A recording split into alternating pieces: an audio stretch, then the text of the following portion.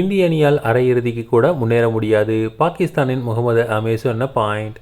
T20 உலகக்கோப்பை தொடரில் இந்திய அணியால் அரையிறுதி சுற்றுக்கு கூட முன்னேற முடியாது என பாகிஸ்தான் அணியின் முன்னாள் வீரர் முகமது அமீர் கண்டிருக்கிறார்.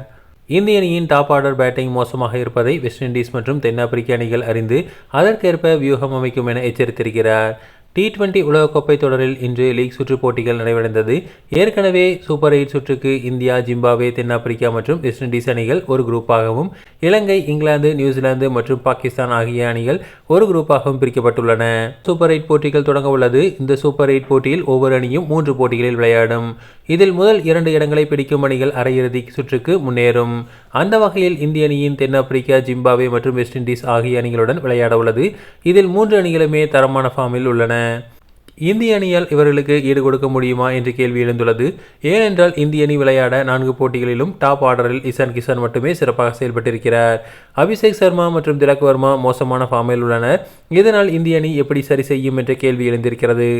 இந்த நிலையில் பாகிஸ்தான் அணியின் முன்னாள் வீரரான முகமது அமீர் அரையிறுதி சுற்றுக்கு முன்னேறும் அணிகள் எது என்ற கணிப்பை வெளிப்படுத்தியிருக்கிறார். அதன்படி முகமது அமீர் பேசுகையில், என்னை பொறுத்தவரை குரூப் ஏ பிரிவில் தென்னாப்பிரிக்கா மற்றும் வெஸ்ட் இண்டீஸ் ஆகிய 2 அணிகளும் அரையிறுதிக்கு முன்னேறும் என்று நினைக்கிறேன்.